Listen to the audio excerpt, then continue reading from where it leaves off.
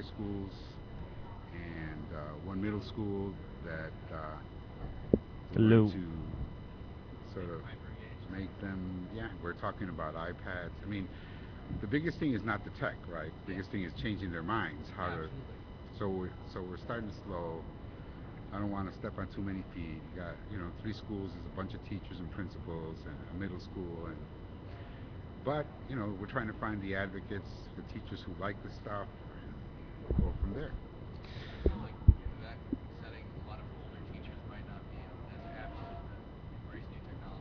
That's, I think you're probably right. Here it is. Let's. I haven't gotten this far. Like I fully expect fights about this stuff, right? But I haven't gotten to the point. Like right now, I'm making nice with everybody, so nobody has said you're crazy or this is going to cost too much or what I expect to hear is we're overworked, we're underpaid, we don't get trained on this stuff. I'm not going to put my own time into learning. Blah blah blah blah blah. Here it is. So anyway, that's what So, but the cool thing is, so we're already talking to. We're going live with Google Apps. In the middle of December, and the traditional IT department, they don't understand it. They don't necessarily like it. They don't. On the other hand, exactly. It's what we do. It's what I want to do. Like, how do we push a combination of FOSS, and Web 2.0 apps? Because it's not all about free. It is though about doing things better. And one of the things I was telling this. Okay, I'm there that we can. One of the hardest things is not teaching people tech. Is how do you get them? There are changes coming in the corporate and the not-for-profit, and it's about collaboration. How do you work in teams to get stuff done? Because even though it's almost an intangible, if you're known as someone who gets big projects done, that's a hireable. People know you, they want you, right? And you can always figure out what it is, the particular. So for students, for parents, which is an unknown quantity, right? All that stuff. What do you need?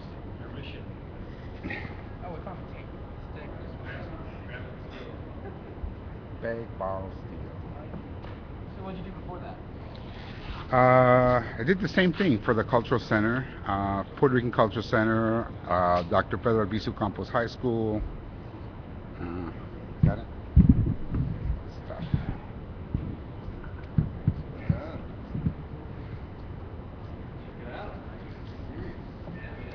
My stuff.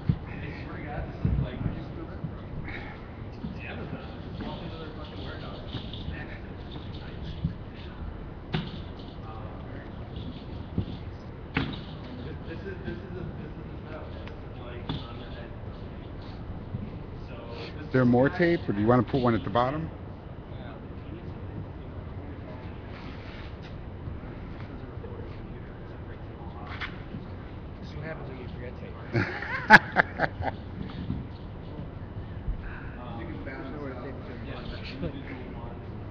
No, you don't think this will work?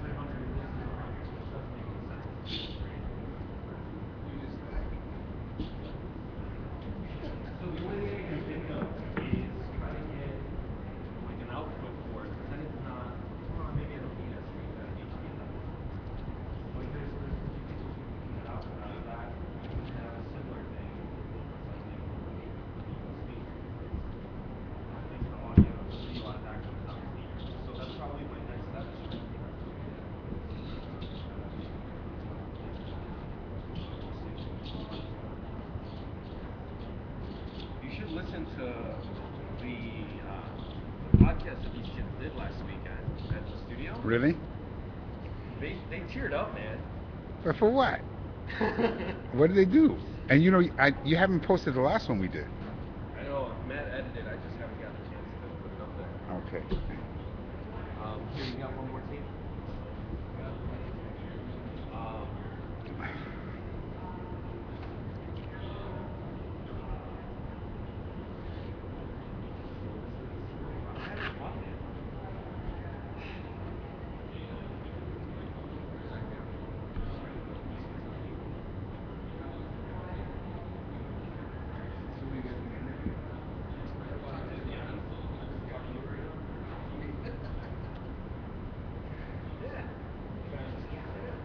Right now.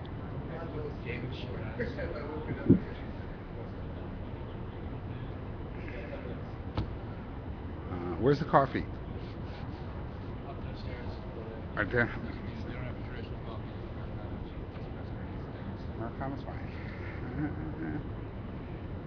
Of course, café con leche. How could you be at a LATISM conference without, café con leche?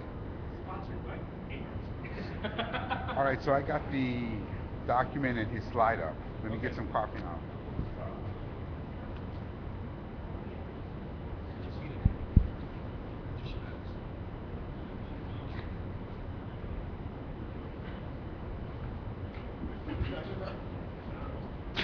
So please tell me about your involvement with LATISM.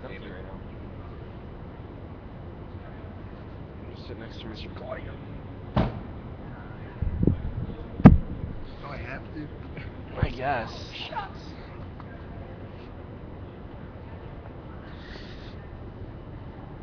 So, David, how do you feel about Apple's new charity giving initiative in the wake of Steve Jobs' death? I would love to tap some of that. Actually, yeah. Apple's giving money away to charities. Right, that aside, does that sponsor our website? Does that sponsor our website?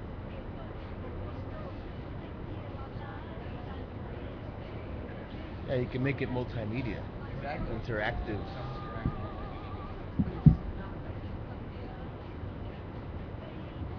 Did you move these plugs? They were on one side, not on the other.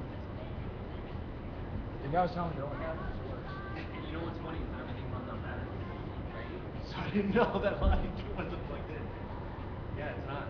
Let's try one of the other ones. There it goes. Oh, there it was. It was working out. No.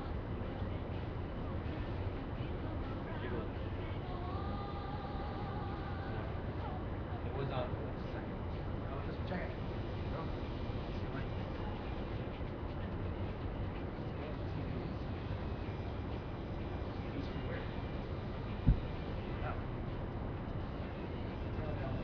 There, I'll leave it. Yeah, leave it. Why not?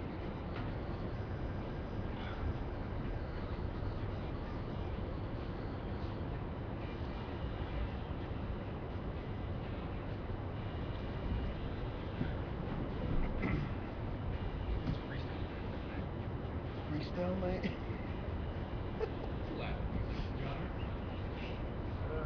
I hope that's not the genre that's still alive, right? Really? Really? Why? That sounds awesome.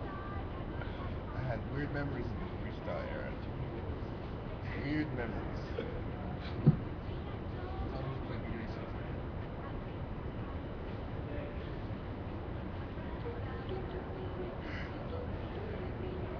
Ugh. Yeah, it's like no matter how much coffee I have, it's not doing anything. Well, I mean, it's already almost 11. I should be used to it. 6 every day. We go at 6 every day? Not bad. On purpose or? Yeah.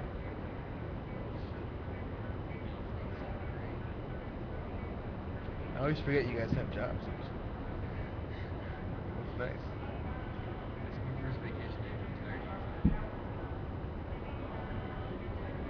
Hi.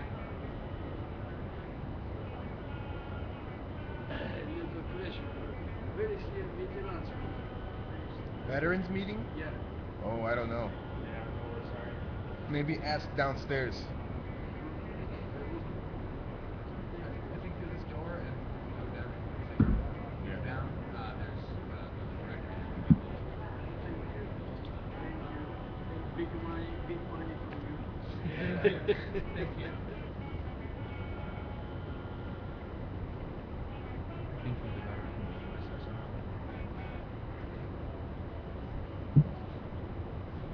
Man, look at us. We're so fancy.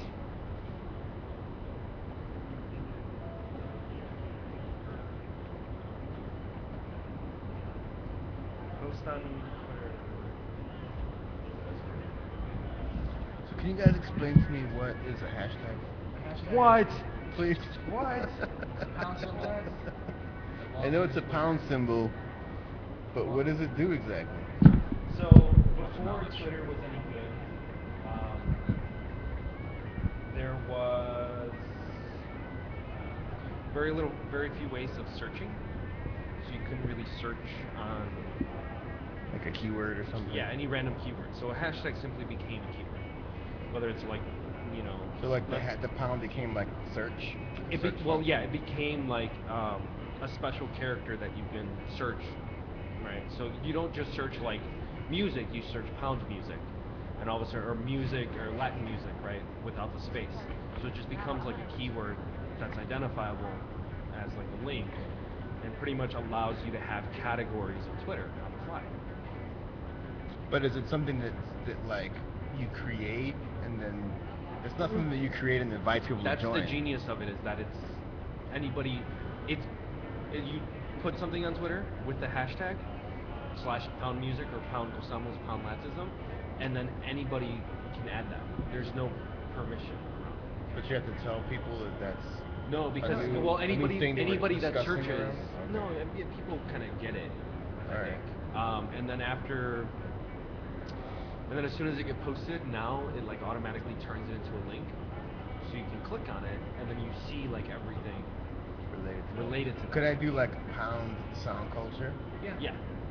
And then what happens? Nothing. Well, I then don't know if people anybody look up else, sound if anybody else like looks it up, then you do. Like Or pound world music Chicago or something. like that? world music, I would say, is probably a really good one. The broader, typically the better, because you're already so niche by like saying world music. So probably the broader. So you can sound culture. Well, the thing is that Because I mean, I'm always looking for angles to like promote, you know, stuff that I'm doing in the city. Alright, is Alejandro coming or no? Done. No. Kinda Yeah, like- I mean, the world music thing is just every Twitter post that you put up there should say like pound world music. But really, the most important thing is finding interesting people to follow and people to follow you back.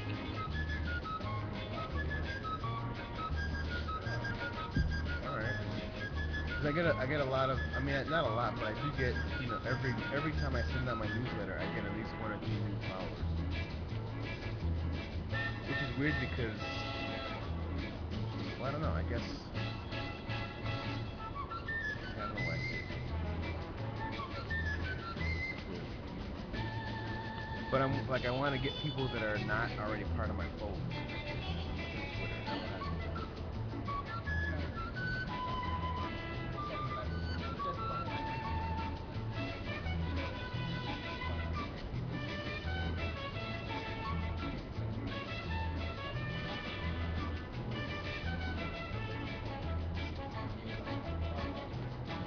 Is there a way that I could do that, like as a, like if I search like world music Chicago, that I find people in Yeah. Chicago that are I don't think talking people are. about it? I don't think people will just type in world music Chicago, Okay. because it's kind of more.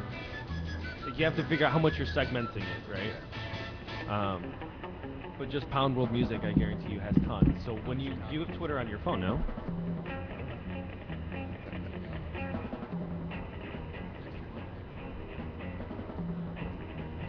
We're ready? Man, this is too much fun. You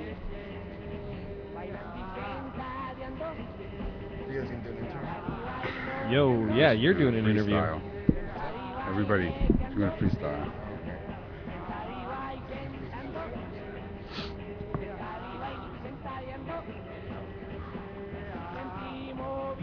Yeah, the bad thing is I don't get out much either, but I like it.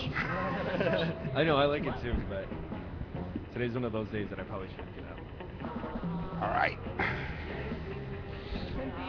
Talk directly into the microphone. I love it. I've got like music faded out in the background. It's like, What do you have? What kind of tunes you have? you know, so Sonorama made this playlist for us like, I don't know, a few months ago, and I'll just loop that into anything. Nice. So it's like an hour's worth of music. It's just like, all right. Cool. But I love it because they actually called it like Gozamos, Gozamos el baile or something like that. Oh, nice. That's the one you offered up, right? For a free download? Yeah. That's a good one. So what's going on, gentlemen? Checking out your Twitter. Do you have it on The word installed? Big Bird. Tweeting. Yeah, I do now. You do now? There's all kinds of stuff on here. See, interesting people to talk to. So I go like search, Yeah. pound. Pound World Music. If you do Pound World Music Chicago, Catalina will probably be the only one in there.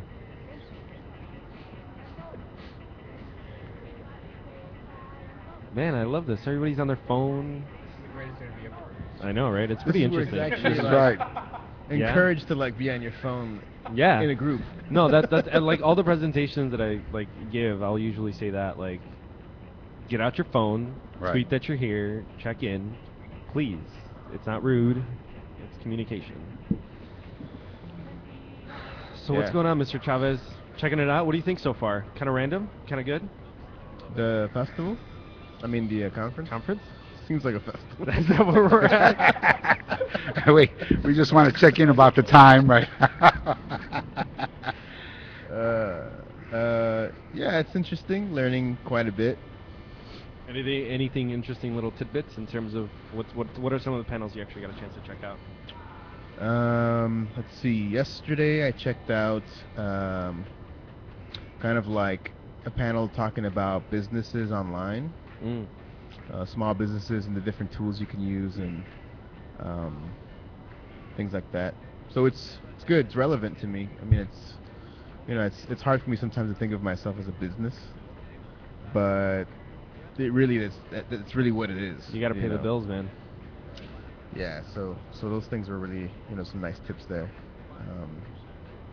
And then, yeah, a couple other random things. I've just been learning a lot of things in bits and pieces throughout the day. Mm-hmm.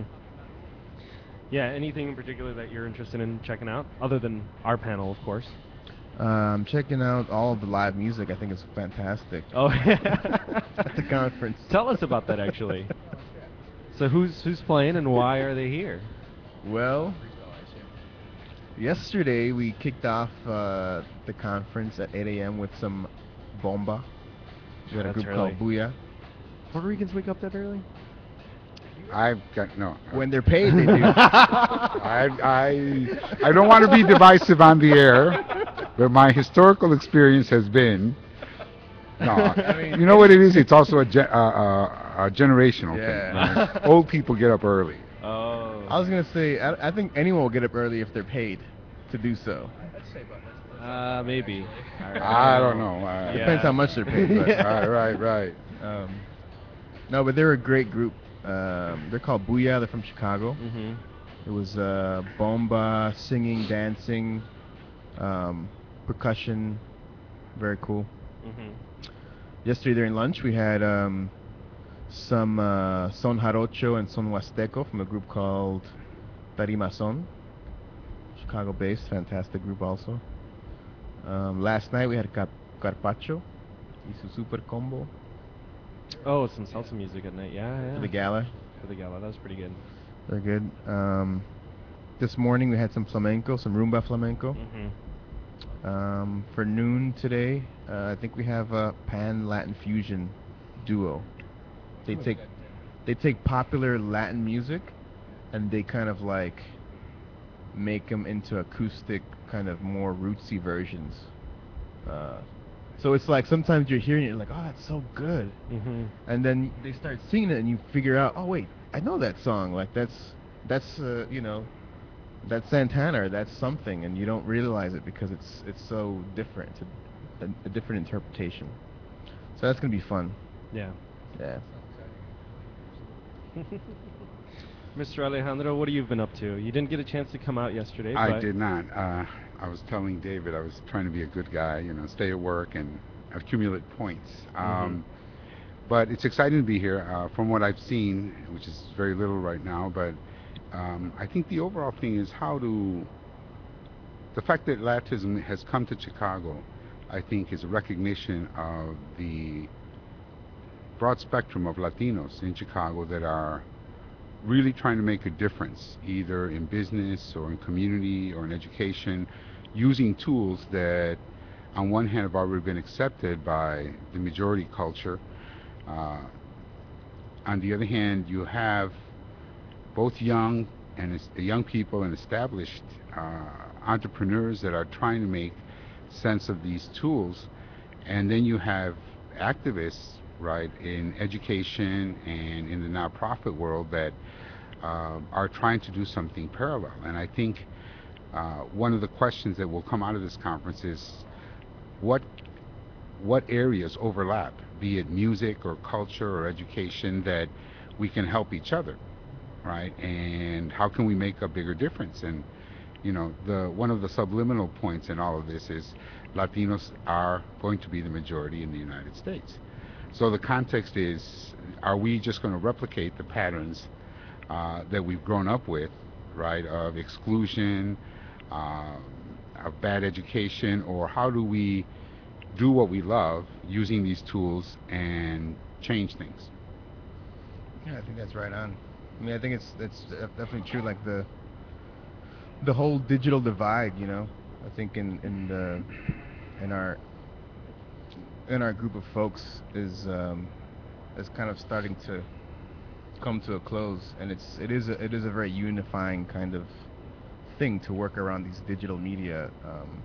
Everyone's learning, like you said, like how to best use it, and in the process, I think everyone is connecting to each other in ways that they haven't before, Mhm. which is awesome. Yeah, I mean, and we've talked about this before, but particularly just like cell phones. Like Yeah. everybody's connected, everybody's got a Facebook and a Twitter on their phone. It's just the biggest and easiest and cheapest entry. It's like, now you can go get a free iPhone. Like that's a pretty big deal. So no, a little Hmm. bit at a time. It's good. What's going on, Mr. Claudio? How So you I been? guess I'm good actually. So I mean, just hearing this, I can't help but to ask, what do you guys think? It's an open question, I suppose. That the holdback is for for the people in the digital divide. What's keeping Latinos that aren't already on social media and utilizing technology away from it? Do you think it's something to do with just expenses involved with getting involved in social media and digital technology, or what do you think the holdback is?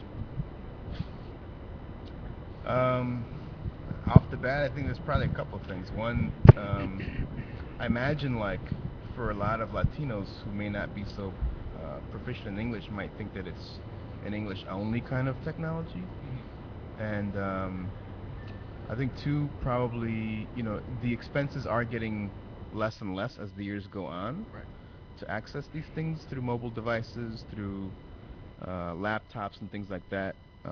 But also, I think more and more what has to happen is that people need to figure out that there's something out there in the internet world that's for them, that they can relate to, and that they can interact with on a daily basis. I think some people who haven't kind of been connected online don't realize how rich and full of information the internet is and can be for them.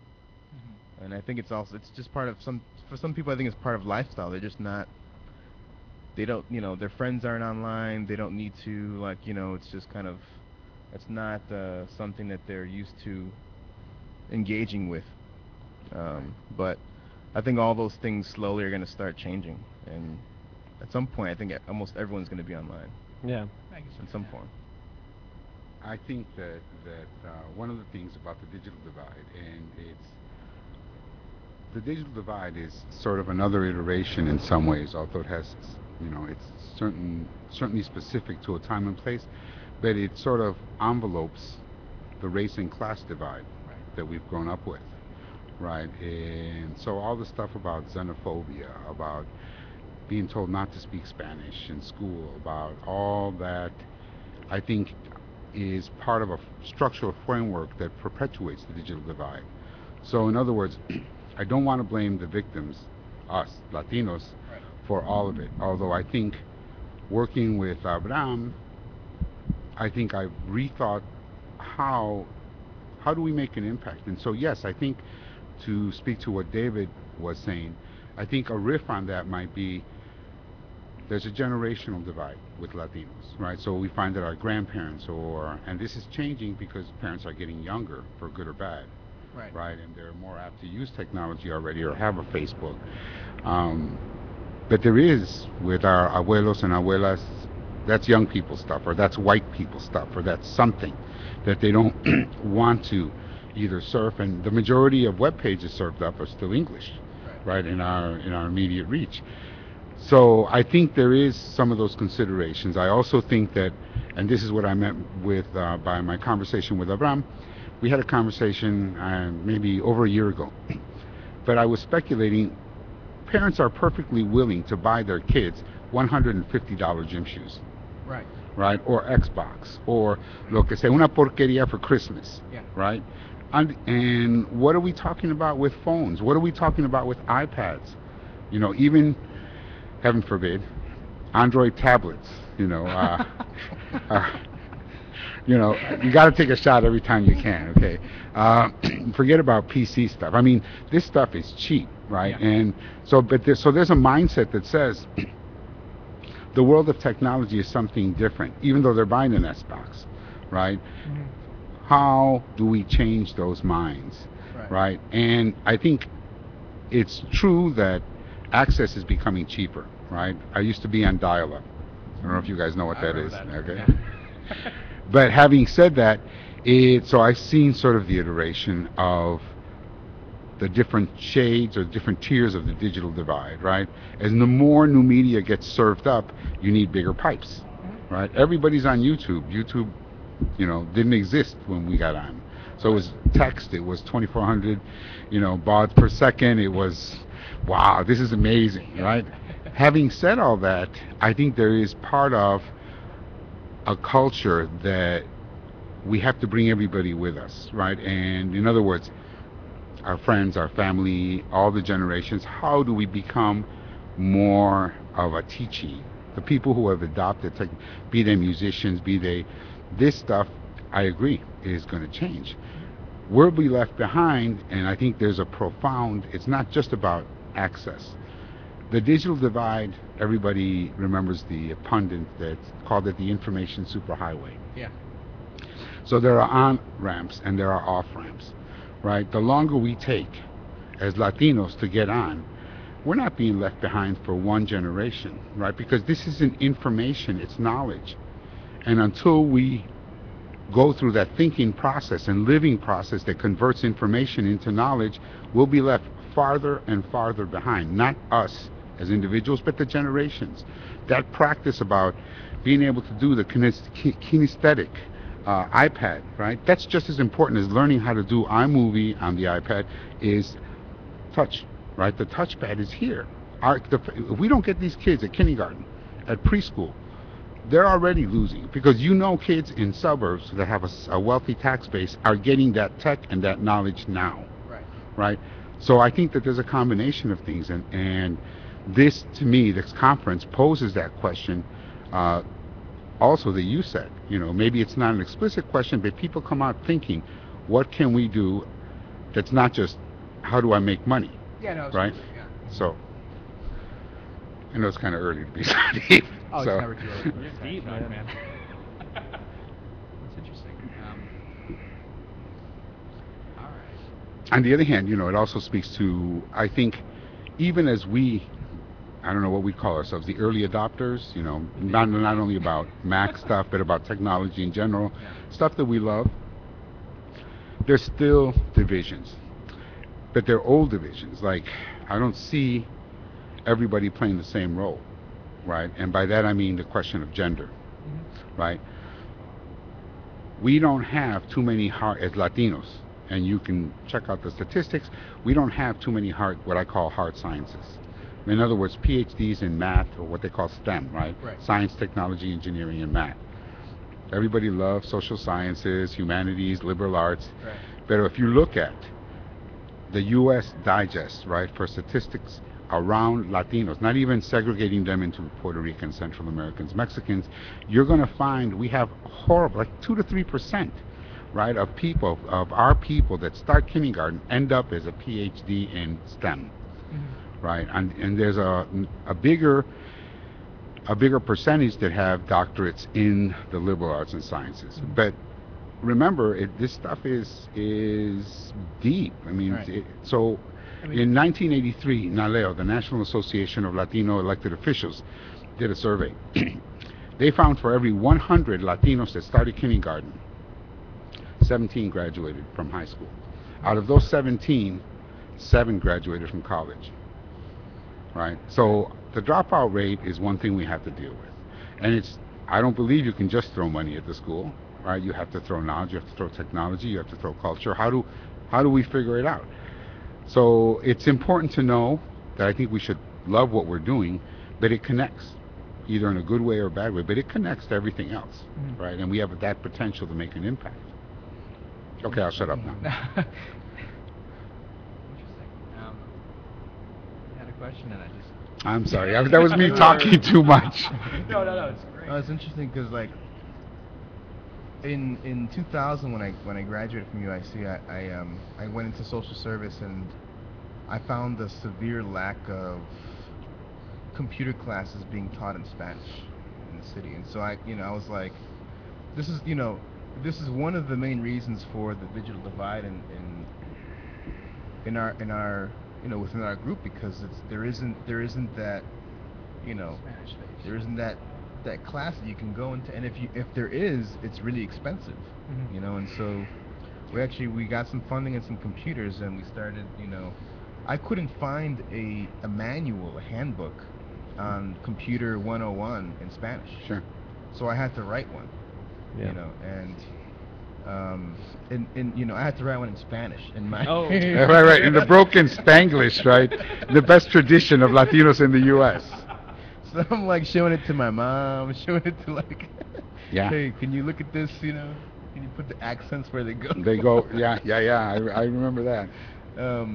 But once I got the manual together and started putting it out there, the classes were like $5 for a class, and it was like 6-week course. I mean, the amount of people that came out and just were like, just ran, laborers and like just mothers and, students, that like high school students that like Yeah. didn't know how to use computers. It's like, whoa, this is crazy. Like, and it was all because of that language barrier.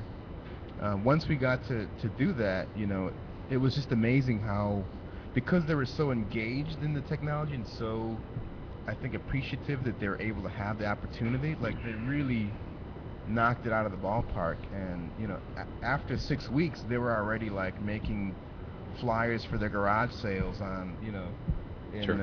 in Word and stuff like that, and emailing it to like their friends, and it was just like amazing. Like that whole experience was, but it taught me that like that's part of the culture and the education is got to be there to be plugged in. You mentioned Word. That's in the family of Abraham's favorite publishing tool, publisher, Microsoft Publisher. It was so crazy yesterday. We're like battling, 2 days ago, we were battling to print out these badges, and that thing is just god awful. Publisher. Oh yeah. No, Word. Like, Yeah. Because yeah, we had to Word, do no. like a mail merge with Excel with all everybody's titles and stuff like that, and it was just like, it was just terrible. Seriously, I could not figure it out. I don't know how anyone, It's very students, frustrating. could have figured that out. It was So crazy. the question is, where does your hatred for the Microsoft Corporation stem from? Just shitty products, frankly. Just like no attention to detail. But and even then, you over-complexity see, and fucking computing. this is the riff, right? You see someone like Abraham who can be specific about it's a shitty project, right? On the other hand, if you ask me, who was around in 1983 when the first Apple computer debuted, we were just taught, they were the dark force, okay, Yeah. because Apple was the light. So, yes, of course, little by little, I learned that the products and everything else was just like better, right, and it worked. But at the beginning, it was just no, you just hate Microsoft, right? That was it, right? But yeah, it's they have. I mean, look at it's bound to be that there are really some good things that Microsoft includes in its suite of products. SkyDrive. Where else can you get 25 gigs of free space, right? I mean, you got Dropbox, you got WeTransfer, you got different file sharing protocols, but SkyDrive 25 gig is impressive, Yeah. right? I mean, you have to have SkyDrive? SkyDrive.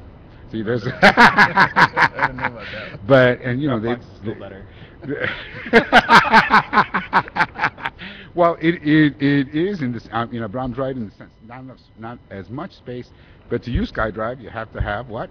A Windows Live ID, and you have to be connected via Excel or Word, or that's it, Oh, that's right? nice. So yeah, Did you get a chance to read the Steve Jobs biography yet? actually I bought it one of the bookstores right Mhm. in my neighborhood in Humboldt Park. When he died, like a week later, she called me. She goes, "I've ordered it. Don't buy it anywhere." So I was like, "Okay, I got Marty, it. I got it." But so I haven't read it. I did download on my iPad the Wired Yeah. article, and I started going through that. And I like it. Good. No, see the deficiencies of books. I listened to the entire thing, all 24 hours worth already. Yeah. It's amazing. That's good, man. Well, this is fun. Let's go. Well, I would have downloaded it, except that I have to be on the right side with my bookstore, right?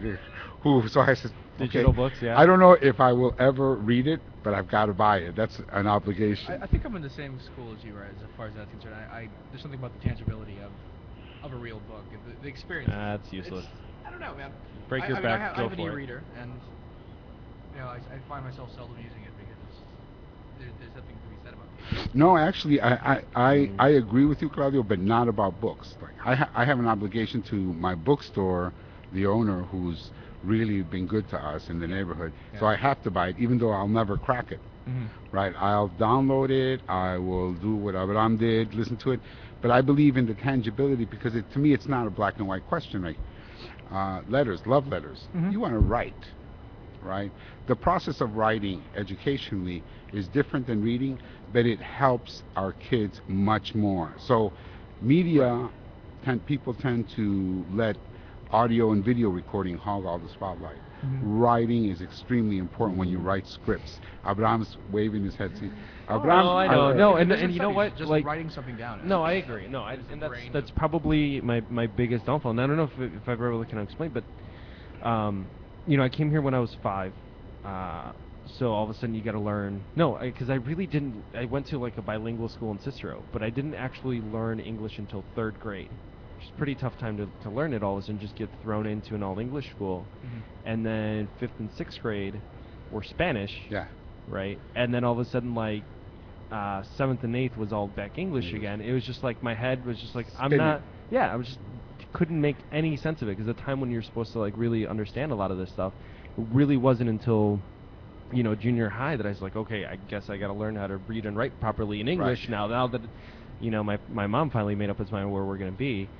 So I think that's probably a lot of the frustration of just Sure. like I just always stitched literature classes because I Uh-huh. knew I wasn't going to be any decent at them, and I'd rather just go to the art room or video room, Mhm. Well, it's kind of, you got to go. So to me, it's completely different in the sense that like my parents came here Mhm. in the late 50s, right? And I was born in Mexico, but I came when I was 14 months old. However, because the rush was on to learn English, right, for your job, for school. My sister, I have a sister who's 2 years older than me. Everybody learned English, and so I learned English first. Right. And it's not till 5th grade, because I grew up on the west side of Humboldt Park, that I started learning Spanish, how to be conversant in Spanish, be fluent. So of course I did what every kid does. You learn the swear words first, Right. right? And because you had to defend yourself, right? And so having said that, though, I think it speaks to how that different experiences the Latino have in both learning and engaging people in English and Spanish, right? So I always make fun of my Puerto Rican work colleagues because we have so many different words in Spanish, right? Even between ethnicities. So we say something is guajolote, the more formal term for turkey, right? It's babo, right? Mani is peanuts for them. I have no idea what that is in Mexican Spanish, right? So I was like, even peaches, right? Fruit, it's durazno we use, right? Yeah. They use melocoton, right? But part of it has to do with the indigenous background and roots of the different peoples, Yeah. right? Indigenous peoples in Central and Latin America. Yeah. So it's hilarious. I'm constantly making fun of them around that. So Yes. what do you think of that, Abraham? Genius. Thank you. Vulgar Puerto Ricans. That's all I have to say. Right. So, but you know, I think your question is a good one, Claudio, about how do parents talk about this, right? How do Yeah. kids talk about this? I've encountered just in my personal experience that a lot of parents, especially in Latino households, will just see a computer as a toy. Yeah. You know what I mean? That it's not relevant. Exactly. And how do we, as people in the digital sphere, try to combat that mindset of, oh, it's some cool gadget, that kind of robots, you know? And try to utilize it for something that's actually, you know, what it's supposed to be utilized for, as a work tool.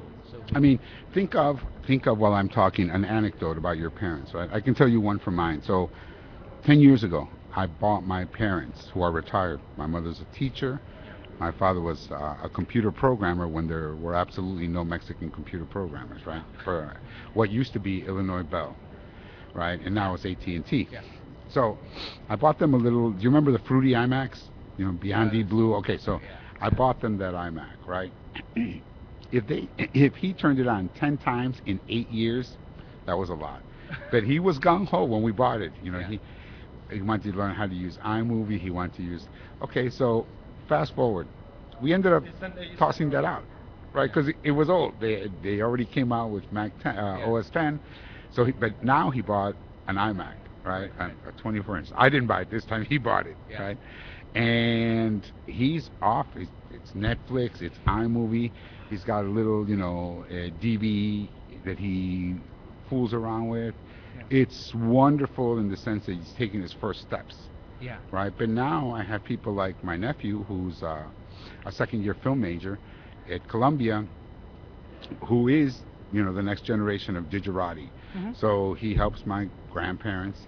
He's a Final Cut Pro whiz, right? He's just learning how to be a techie, right? But it's great. So, you know, I think the thing is the legend of the Popol Vuh. I don't know if you all remember that, or if you were ever taught that, but it's one of the ancient legends of the indigenous peoples of Latin America, and in particular of Mexico. But there's a saying there that we all rise up, that we leave nobody behind, and I take that to heart, especially when we're doing our technology stuff, whatever it is we're doing, right? I don't think there's a set method, right? What's our position is, you know, if it's young people, well, we do this. If it's our parents or older people, everybody responds differently. There's no uniform approach, but the goal remains the same. How do we push them into the 21st century so Latinos are not left behind? Right. Are your parents into technology? My mother, yeah. We were actually, I'm up from Pilsen, and I always went to a predominantly Hispanic school, but our family was one of the first families to have a computer on the block, or in the neighborhood, I think, even on the internet. That's why I was so apt with technology. But ever since then, we've always kind of been really engaged with technology as a family. But my dad, he's very old school. He's born in Mexico, and he's just very, you know, even for business, he still has ledgers and notebooks Right. and everything written out. And we bought him like kind of you did. We bought him a 24-inch iMac to try to, you know, do the Excel thing with the QuickBooks, and he's just too little hard-headed for that. Right. My mother, on the other hand, Our parents must know each other. 'Cause yeah, you know, she's a 60-something-year-old woman, and she's very apt to use the computer for everything now. So I mean, she even has a Facebook. She follows me. Yeah. Yeah. But no, you're absolutely right. I think part of it has to do, it's the opposite. Like my father, as hard-headed as he is, now he's He wants to learn. Yeah. Right now, there's no stopping him. Yeah. They're both retired, and my mother not so much. In her post 50 age, she actually has come to love football. I'm just, it's one of the weirdest things I'll never explain in my life. But she doesn't know like the details. She knows the Bears and they play football, and she likes that. Great. So I'm okay. You don't want to do the computer? That's fine. You should get her signed up for fantasy football teams. No, that's my nephew, right? You're right about that.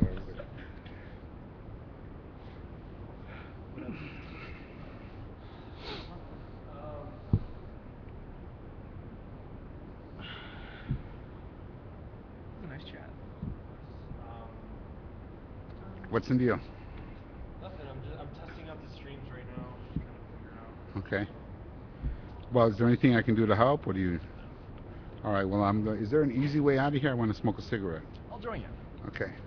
You gonna be here? Yeah. Okay. Because there's about $50,000 equivalent. Only 1,000. That's the best part. Well, this is Well, it's 1982. the information that you're not valuing. Okay? I know, right?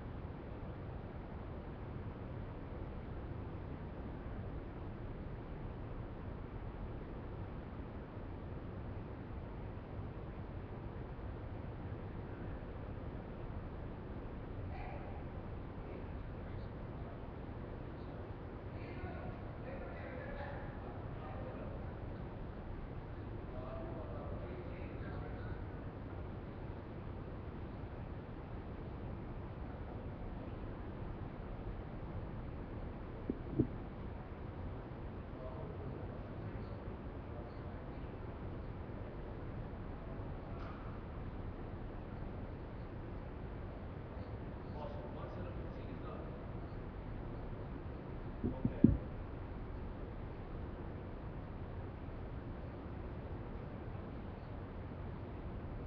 Yeah, my bad. My thoughts that, some situations is that, one day we're like putting toilet towel. Alright,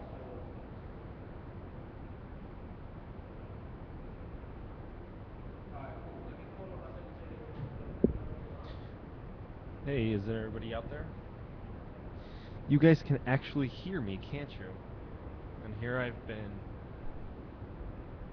Alright, let's turn some stuff down. There we go, much better. Alright, I'm yellow, red, blah.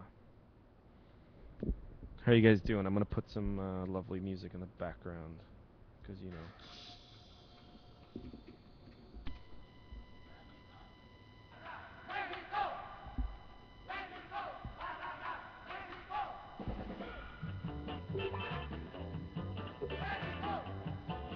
Damn, now we're down one viewer. No sweat, guys. Also, just so you know, if you go to conference.latism.org, there's a live stream tag in there, and then you can actually watch all the videos directly from the panel discussions, which are in the other room.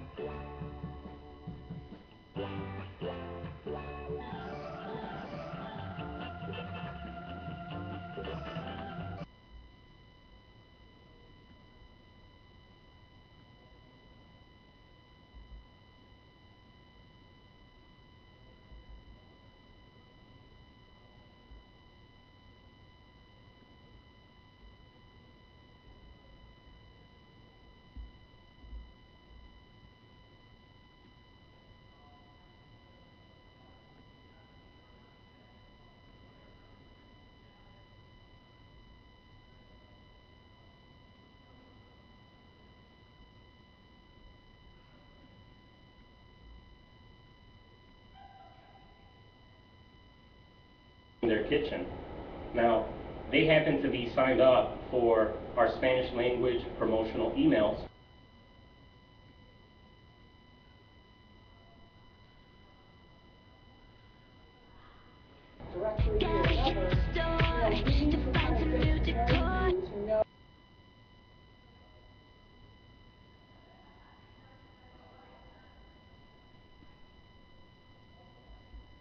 And also passion for what you do. I mean, nobody in the world is there. All lit up on Christmas night. We're a business. We need to take.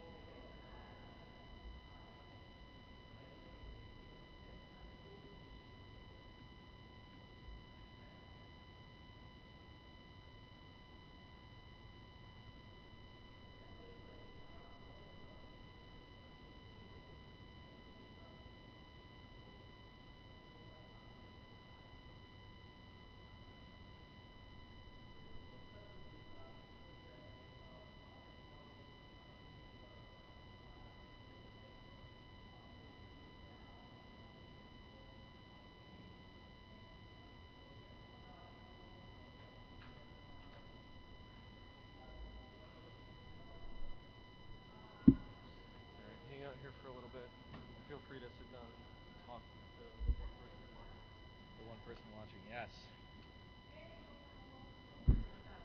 Yo. Howdy. Hello, viewer. My name is Claudio. Who are you? Thanks for coming.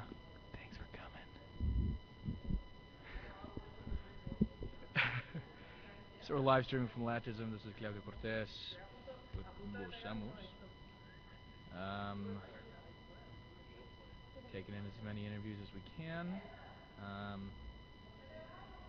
hope you enjoy yourself. Let's see where that music went. I don't know why your microphone's like this one is. Alright, so here's how this thing is. Where's music? Music's this one. Oh, are you playing it from iTunes? So open up iTunes. Oh. Bottom. Your iTunes. And then it's like. So music's.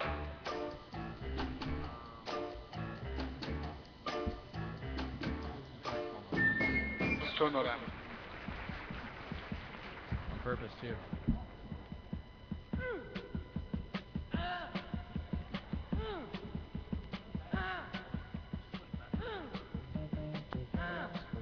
This guy's too close to the mic.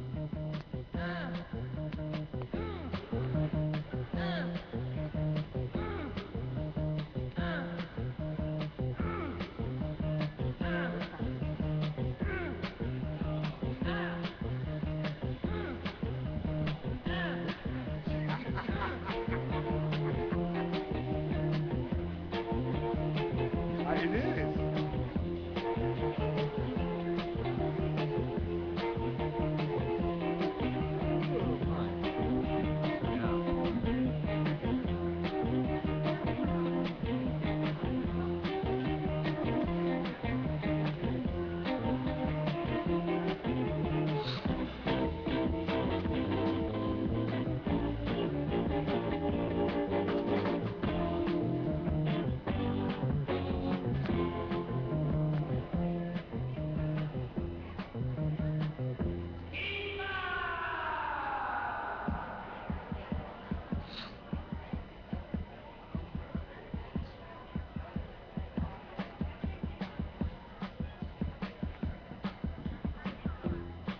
Do you have anything you'd like to say to our one viewer?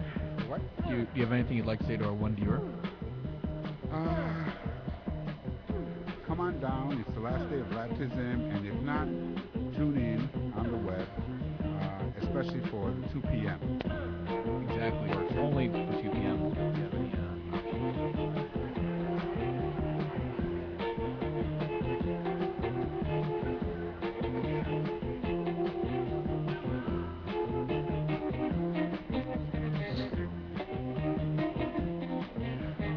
And yet, we're having lunch.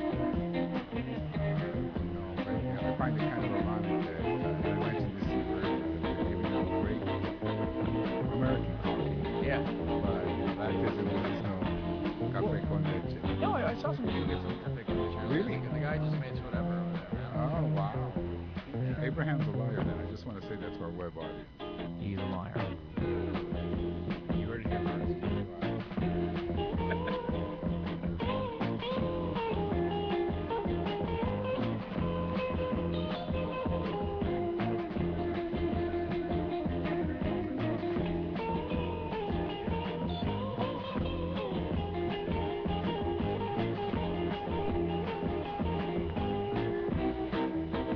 It's a hotbed of activity, let me tell you.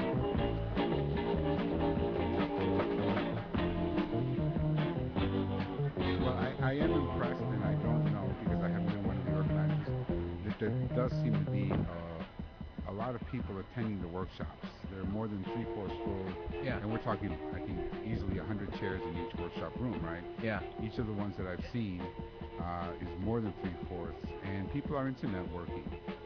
So I think it's an important start. No, absolutely. I think this is far more of a networking event if it turned out to be the next ever.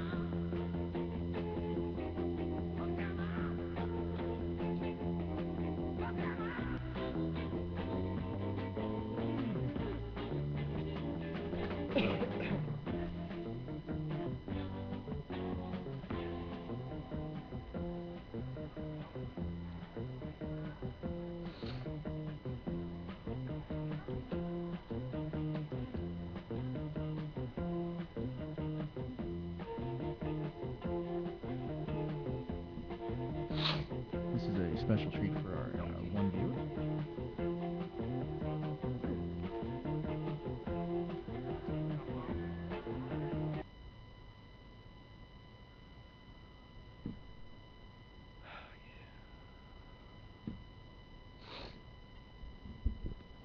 So I think it's safe to say that the song's kind of been stuck in my head for the majority of today. Oh, what happened there?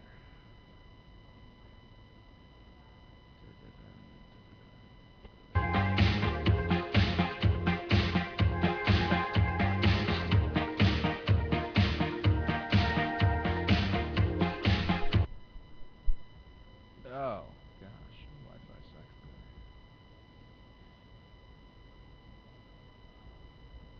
Come on.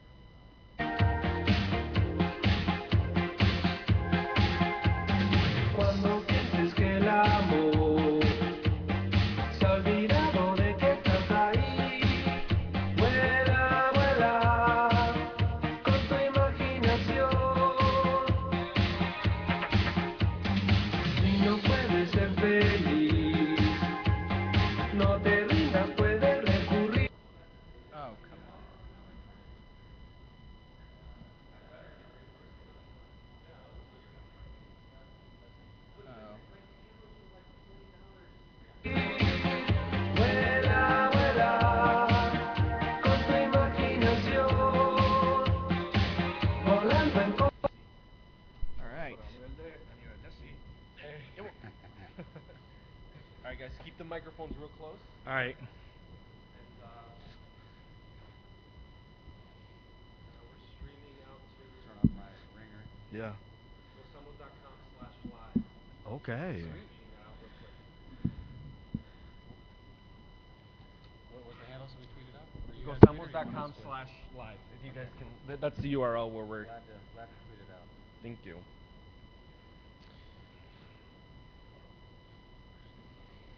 Two, three, four.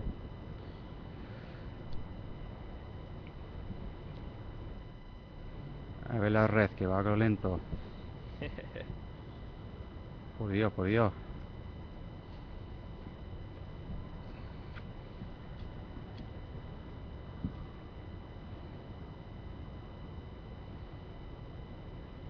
Crazy internet.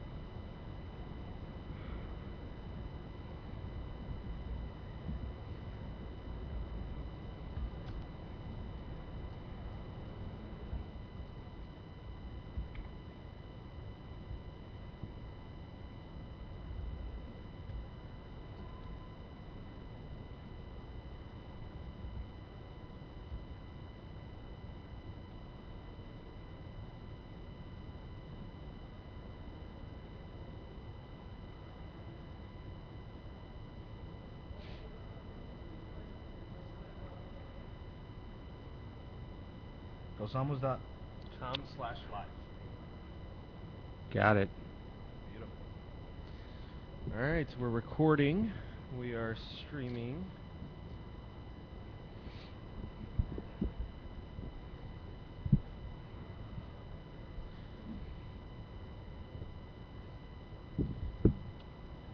So how you guys doing? What's going on? We're doing great, actually. Thank you guys for having us here. No, this Absolutely. is wonderful. Can you guys just introduce yourselves and what cities you're from and your involvement with LATISM? Definitely. Hi, everyone. Gozamos. My name is John Jimenez. I'm a South Florida co-director of LATISM. So I'm just really enjoying this weather here in Chicago. It's the talk of the town so far. Yeah, I know, man. The weather, it's been great. I woke up this morning at 6 o'clock and it was like 29 degrees out, and I was just hoping to be home. But really having a great time here at LATISM. Well, I'm actually a business developer in the mobile industry. I work with a company called MMS.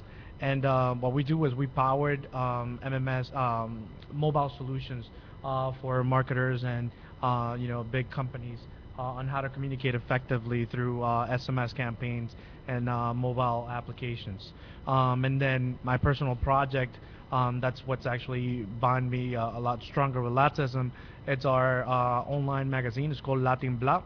Wonderful. And what it is a US bicultural platform that's fully digital. It's an online magazine where we bring, the offline content from television, radio, and all those other medias, and we bring them into the online world. We are approaching the 360 way. No, that's really really wonderful, and we're glad to have you. Welcome to Chicago. It's been good weather. Surprisingly not bad. It's been at least sunny a little bit. So. Yeah. Mr. Tony, tell us a little bit about you. Absolutely. Tony Vargas. I'm known in the Twitter world as Tony Torero, and I've had to explain probably about 50 times these days that Tony Torero is a nickname. It's not actually my last name. When I first moved to Spain about 12 years ago, I was infatuated with some of the stories that Mr. Hemingway and some other folks came out with, so that infatuation turned into a nickname that's followed me all these years. I was born and raised in Kansas City. I'm a product of a Mexican father, Italian mother, lucky guy, married up. My wife is from Madrid, and we had an opportunity to go there and live there for about 10 years. Two lovely children to show for that. I completed my undergrad while in Kansas City, and I completed my graduate studies in computer information systems while in Madrid. So, having the dual experience of the two languages and cultures there really served me very well. I'm a PMP. I've spent probably the last 10 years of my career in bank technology, although I've done a bit of systems work as well because of my background, even some quality work early on. I like to say simply, where there's an acronym, I have an answer. So I'm a technologist in the true sense of the word. All right. Well, thank you so much, guys, for being on here. I mean, one of the things that is really beautiful about what's happening right now is that we're putting faces to Twitter handles and little little avatars. So that from that perspective, it's really wonderful to have a great amount of interaction, and it's truly people like you guys that are constantly tweeting, constantly on there, that are frankly the pillars of LATISM and the pillars of the community that some people may come and go and forget about, sometimes the hashtag and stuff like that, but there's always this constant stuff going on. So talk to me a little bit about your experience with the conference. How were you guys involved from an organization, organizing point of view, and then maybe some of your other experiences so far? Yeah. In a sense, I think it's just as every single other grassroots movement that starts off really, really small, and before you know it, it's already snowballed to something that's huge, and that's what I'm really, really proud of LATISM.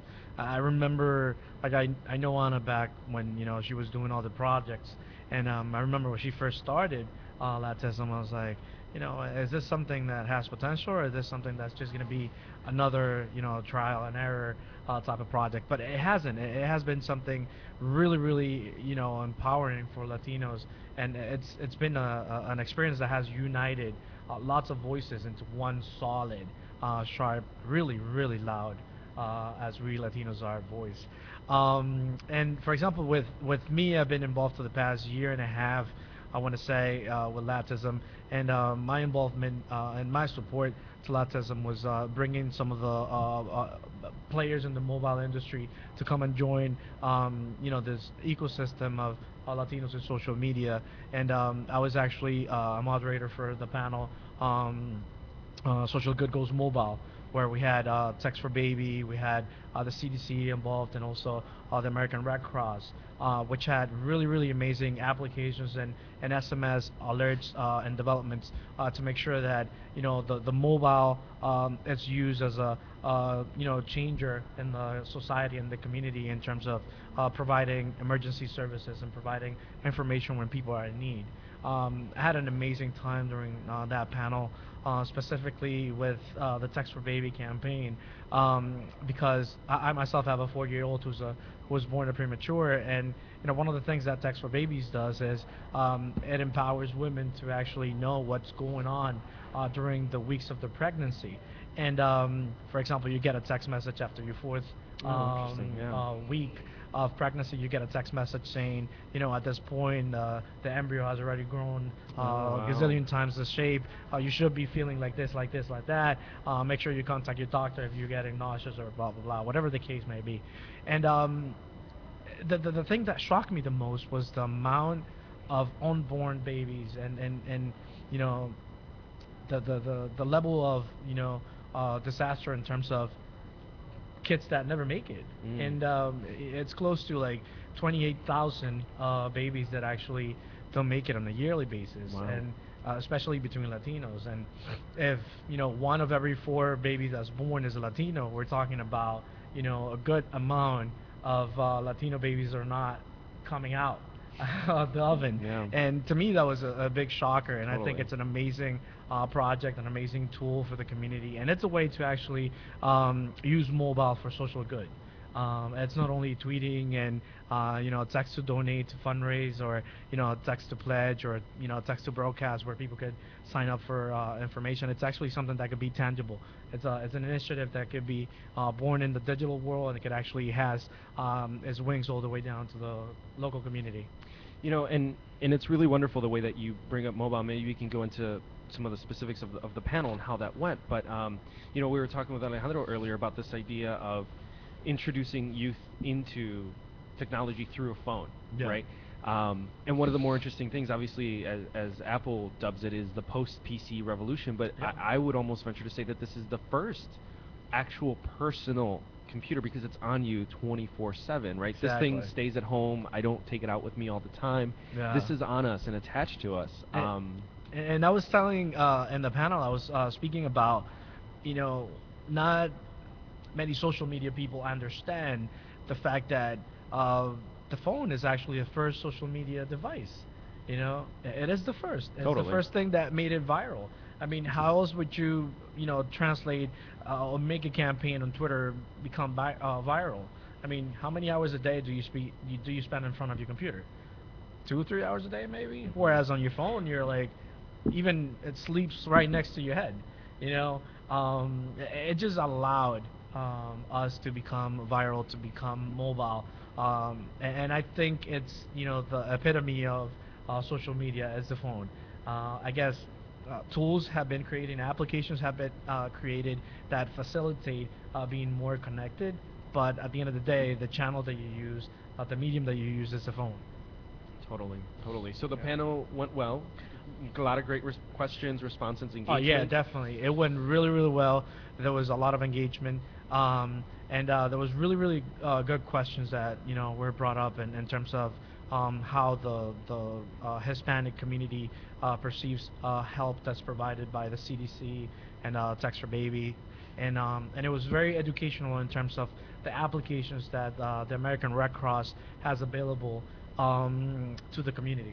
So it was an amazing panel. It was a great opportunity, and the guys at Johnson and Johnson are doing an amazing job in terms of the way that they're approaching their PR strategies, and that campaign, Text for Baby, to me is honestly the best that I've seen here in the conference. Very cool, very cool. So, Mr. Tony, tell us about your experience. You were teaching a couple workshops. I certainly was, although I'm just sitting here inspired by the stories that Jean's telling because, as a parent, I'm trying to imagine, as much fun as it was for my wife and I to read What to Expect When You're Expecting Together, because that's essentially the 13 or 14-year-old equivalent when I started life as a father. That's what we followed, but I'm trying to think, on demand, so something letting me know using a ubiquitous conduit. Because really that's what the mobile phone represents to me. It's ubiquity. And you're exactly right to talk about how this is the first on-demand 24/7 item you have here. I can wake up in the middle of the night and choose to either give information to it or receive information from it. It inspires me. So well done. That's very cool. Yes, to answer your question, I was involved with the organization team here. I got involved with LATISM here about a year ago.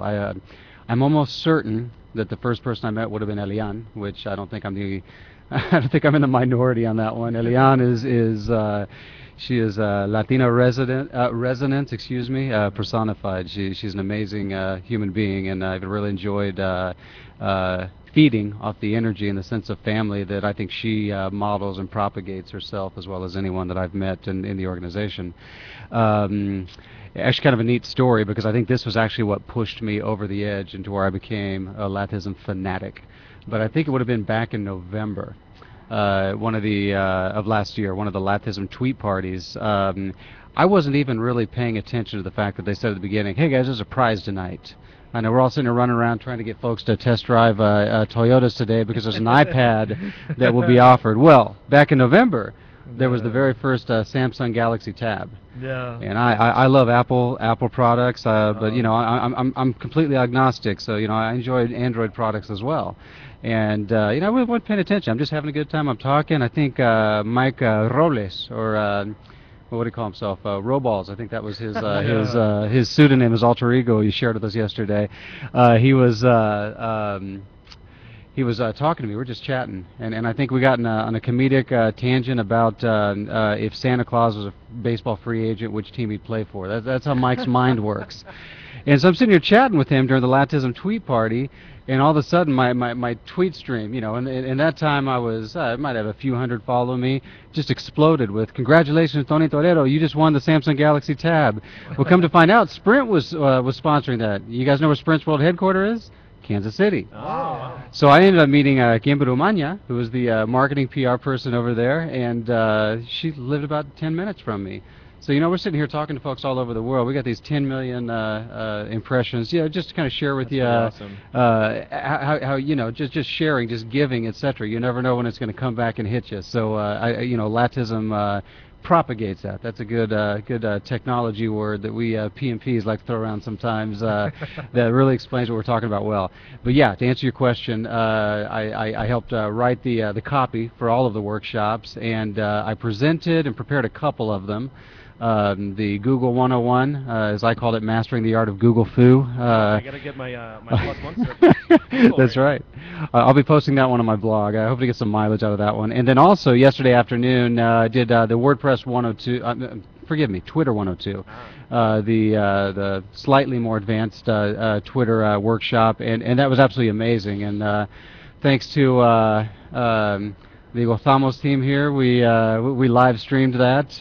We were interacting with folks participating in the workshop who weren't even in the room with us from across the country, who are following the LATISM conference. So it's amazing. We're here in Chicago, but folks are communicating with us, interacting with us, participating, sharing love, sending love, vice versa, from all parts of the world, really. So having an amazing time. So tell us a little bit of the technical, interesting, details that you learned about, or that you taught at your workshop for the Twitter one. No, very interested in learning. Absolutely. The subtitle of that one, I mentioned Google Foo a little bit there for my 101. The subtitle of that one was managing your tweet flow. We get a lot of people, and really I've seen it all around here over the days that we're here. It's we do have a lot of folks attending the conference who are not Twitter junkies like some of the rest of us here. But you follow people follow you back. Maybe you've kind of played around with a list or two. Well, you know what? Just simply recommending that folks use utilities to let them automatically manage list creation. Formulists, for example. It was amazing to me, that simple tool and utility, Formulist.com. I'm plugging somebody that I have no affiliation with here. They've really helped me automatically, without any manual intervention on my side, be able to identify those who retweet me, those who I talk to often, those who live in the same geographic area as me, those who identify with the industry that I really have a lot of dynamic ability to control those lists automatically, which increases the appeal of folks following me. So I'm trying to help folks manage your flow, increase the appeal of your own profile, follow, be followed. Again, reciprocity, propagation. It's giving and receiving. And sorry to interrupt you, because he touched just a really sensitive nerve. And this is just a tool that's available? Yes. Okay. Yes. And without making any, advertising whatsoever. Gotta get those plugs in there, man. Do it. Please, dude, share a little more about that. What's the tool name, and where can people find it? Formulists.com. This is no affiliation again. This is completely agnostic. This is what I use because it works for me. So FORMULASIS. It's hard to spell when you have a microphone in front of your face here. So formula list, put an S on it. .com. That's it. There you go. I'm taking it out right now. I have a couple of manual lists that I manually tinker with, and one is my LATISM list, and the other one's my Midwestern technologists. Yeah. And but by the way, Gozamos is going on that list here at the end of this interview, so I got to get you there. Those are the two I do manually. Anybody from LATISM who follows me, I follow them back. I put them on that list because I like to give that love that's always given back to me. So that's important as well. Formulas was the low-hanging fruit that it was surprising to me how much people really enjoyed hearing about that. I'm putting this on there right now. Good. I just tweeted out, so that's really, really wonderful. So any other impressions, thoughts on the conference, good things, bad things, successes, things that we should learn for next year? Well, there's already a hashtag going around on LATISM 12. I'm like, oh, there you go. Nice. I can only imagine. I think we're gonna fight to bring it back to Chicago. Dude, I can only imagine. Down here. I think it's gonna be a really, really huge throwdown because we're betting on it being in Miami. But I can only imagine if I remember going to one of the first tweet ups about a year ago in New York, it was maybe 60, 80 people, and we're talking about surpassing almost a 500 bar in this conference. I could only think of all the great things that are coming towards us, and I think we should definitely be looking for a lot more, Twitter applications for next year, a lot more Facebook applications next year. I think on a personal level and also on a professional level, I feel really strongly about premium charges because that's the core of my business mainly. But as premium SMS is dying out slowly, we're looking into what's out there in the technology world to supplement that. And I have my eyes fixed on Facebook credits. It's an amazing tool. Like personally, our company has done lots of things with Facebook and some media products. We just launched recently a couple of things with Idol Puerto Rico, where we tested out Facebook credits, voting with Facebook credits, and it's doing really good. The churn rate is a lot lower than the premium SMS, and we should definitely be looking into if we have our site on social media and digital and new media, we should start looking at Facebook credit, the back end behind it. The APIs are open to great developers, and how right now you could actually buy things with Facebook credits, and I could definitely see that as being one of the trends for next year's conference. Yeah. Can I add something to that? Sure. This might just spur just an interesting synergistic conversation, but remember I told you I'm in bank technology, so had a chance to work with a very well-known bank in Spain my last 3 years over there, and then I brought it over here. I spent about 6 years with a small group of community banks. Of course, the nice thing about community banks is you get to do everything, including clean the windows, but that's wonderful. You get to shape the technology. You get the easel and the paint, and they tell you go to work, which I love that. Now I've gone to a larger bank because FDIC, those guys are hardcore. So anyway, that's all right. We won't get into politics here at all, but I believe passionately, and I actually wrote a research piece with a lot of folks here this past summer. We should synergize on this a bit about the future of mobile payments. We've been talking about these devices here. Huge. So we had a party last weekend at Square. Oh my gosh, fast, good, amazing. I can't speak enough about it. We don't know which technology is going to lead. I think Square is primed to be one of those leaders. I really believe that NFC should probably be poised to be a leader there. Well, it's Google Wallet, Citibank out in New York. There's a lot of stories going on there. Yeah, I mean, I think the more options, the better. Even though you do want to standardize and get as much as possible. Credit cards are the ones that are immediately there. I think. NFC is huge. It should be tied to you. Your ID should be tied.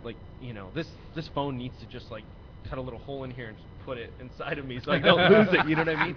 But it's huge. So Square and definitely Mobile Wallet, Christopher's Cafe in Pilsen, right here in Chicago, tiny little coffee shop, big old Google sign. And there are multiple technologies that'll play into that. You got NFC, you've got RFID, you've got QR codes, which also have mobile payment capabilities as well. So, and really, I'm just rattling a few. Totally. It fascinates me. And rolling that over here to the immigrant populations, the folks, but my family, the recently arrived, the more or less acculturated. There's a tremendous amount of money that travels to and from, and there's a blue ocean market opportunity there that for visionaries, I'm very passionate about that. So have you guys seen the latest update to the Apple App Store on the phone, the app, right? Yeah. So now, as of Tuesday, you walk into an app store, you take out your iPhone, you open up that app. The app recognizes you. You're in the store. Okay, that's step one. Take a geolocation. Exactly. You take a product off of the shelf, take a picture of it, and it already has your credit card through iTunes ID. You type in your password, authorize it, and walk right out with the product. God knows how many people are just going to try to shoplift that way. But you know what? But it's I don't need anyone there. Exactly. The only thing I need is somebody to, a security guard to let me in and let me out. But other than that, all the questions are online. It totally blew my mind. Here's the use case actually used in that research piece, because I think this is beautiful, and I think this could happen. Okay, you're working late, you got a lot going on, it hits 6 o'clock, and your phone reminds you, hey dummy, it's your anniversary. You forgot. But you know what? I'm using geolocation here to tell you that there's a florist about three or four blocks away. Here's a coupon, you can have it. You stop by that store, you get flowers, you go and make reservations while you're there because they're cross-selling you on that. And by the way, you just pass your NFC chip or whatever chip that is, and you've paid. That to me that's mobile payments 2.0, and I think that can happen as the infrastructure increases. That's the key. I already saw the commercial playing, man. Did you? Yeah, I'm a creative. Actually, I'm a TV producer by career. I ended up accidentally in the mobile industry, but I worked for Juan Luis Guerra as a producer director for No quite way. some time, Nice. and I seriously saw that playing. Look, I have goosebumps. No. That's the future. You know, it's no longer just there are other applications like Venmo and Bump. You can do the bump payments as well. Those Yeah. exist as well. So Exactly. it's a topic I really like discussing. No, so that's pretty thanks. awesome. Definitely. No, I think what we'd love to do is so Alejandro and I recently started a podcast called Techies, and we'd love to have you guys on through Skype as you travel back to your Oh, native definitely. lands. But Cuando queráis, whenever you like. Yeah, no, we're definitely available, man. Beautiful. Yeah. Well, thank you so much, guys. Twitter handles for those of us checking out. And Definitely. You can find me at Jean Manolo. It's JeanManolo, and also at Latin Blah. And you can check us out at latinblah.com. Yeah. It's a new online movement. I think we definitely need to connect after this because there's a lot of Synergy. complements between Yeah, Gozamos definitely. and Latin Blah. So I love Definitely, it. man. Personally, Tony Torero, Tonytorero. I'm also the webmaster and tightly involved with the Latino Rebels group. We're a good rowdy bunch, but we have a good time throwing humor around serious Latino issues. So please visit us. Latino Rebels, our Twitter handle. LatinoRebels.com is the website. TonyTorero.com. Eso. Yeah. All right, Ole. thank you very much, gentlemen. Thank you guys for having us. All right. Sweet, bro. That was really fun. That was fun. A lot of fun. Yeah. Love it. Thank you guys. No, thank you. Thank Appreciate it. you so much.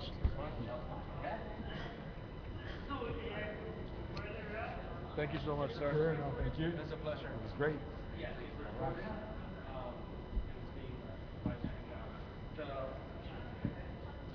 The thing. I don't know if it's me. It's definitely that charge. The good thing is that all these three things run on batteries. So even if they get unplugged, like.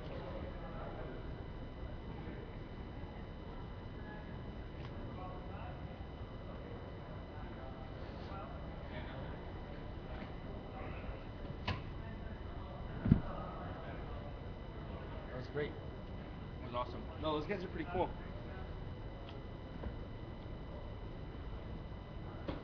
See it light on? I'm Hollow Park.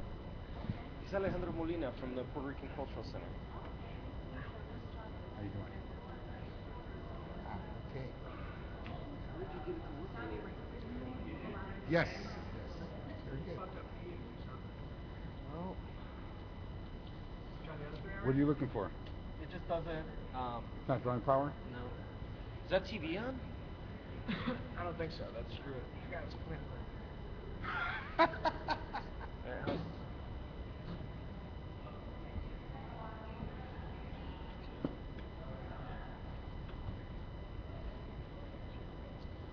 No, it's not on.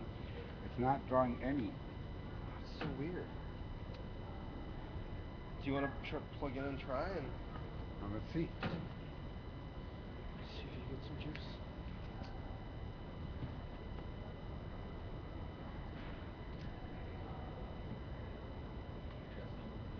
Nothing. Nothing. Was it working before? Worked briefly. Is it on? What's this? Is there an on-off switch on this? Or? Yeah, it's that specific thing. Not playing with Yeah, electricity. generally. Yeah, I think the fuse might be broken. So those are just Oh, fuse. there it is. You got it? Just leave it. Good? Yeah, You know what? yeah. It's because the Don't yellow, touch the it. yellow I'm thing getting- was out. I'm getting So power. we need to rope this off. Yeah, somehow. That's fine. Yo, Yo, testing.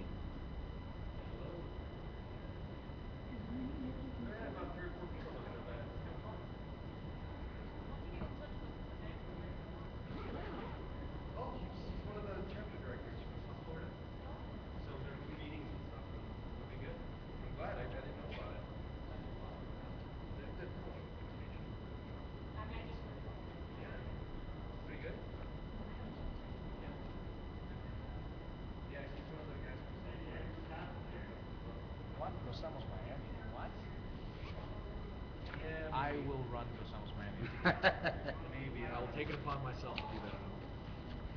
We'll see.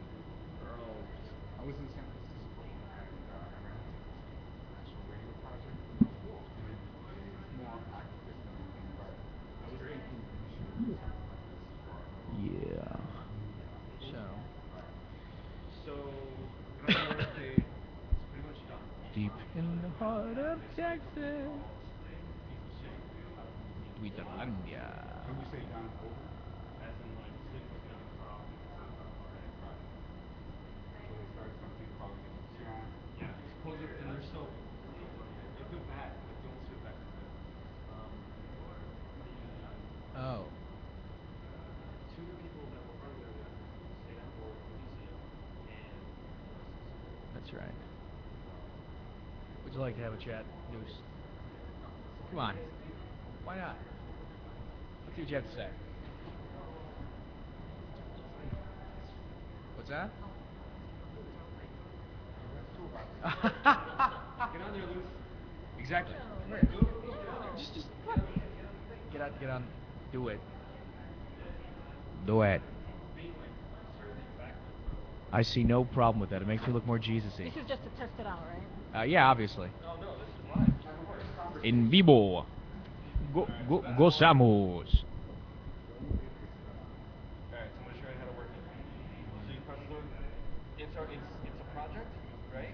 It's already an hour and 7 minutes into it. You press the record button, and you press the play button, and it starts recording from that point on. Okay? So that's the audio. Right. Press the record button, and it's got playing. And it's already feeding To the the video, Justin, yeah. and then the microphone to the Justin. We have 2 viewers. Two viewers. We've had that all day. It's more than. That's 100% jump. That's it. Attention, 2 viewers. Tell your friends about this. Yeah, and it's fun because I've got like music playing in the background. No, we don't. Oh, cool. Music's off. Where's my, Your mic's in front of you. No. The headphones. I don't get Oh, you don't headphones? Oh, no. Luce doesn't get headphones. So we're with Luce Chavez from Gozamos. Hi, Luce. Hi, Claudio. Yeah, this reminds me of. Did you ever see SNL, like Delicious Dish? No. It's like a parody of NPR, like radio. Oh, yeah. I saw the one when they had Betty White with the muffins. Oh, it's good. So what's up? How'd you feel Nothing about much, last hanging episode? out. It's awesome. Are we really live? Oh yeah, we're live. It's awesome. It's only that- 2 people, so I mean. Okay. Oh, 0 now. Wow. Wow, we are awesome. Well, whatever. Now we're talking to space, I suppose. You know, there's probably like people just checking in because I kept tweeting that Yeah. we had those guys on. Yeah.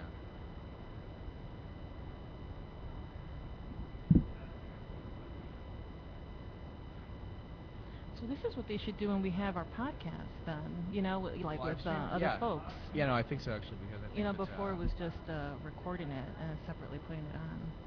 Yeah. Doing it live would be awesome. Really? You're not into live?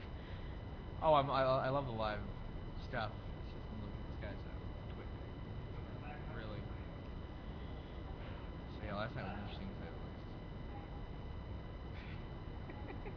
least. You might want to turn it off now. Sorry, no viewers. Actually, it was completely uninteresting. Oh, really? Oh, that's too bad. It's all good though.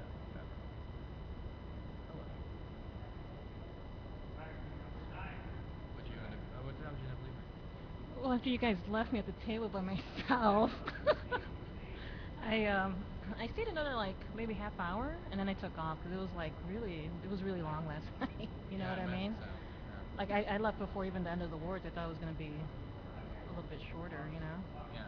And they still had like I don't know what else they had going on and dancing and stuff. Did you But partake in all the dancing? no. No? Why not? No. I started getting a headache because I'd been up since 4 yesterday.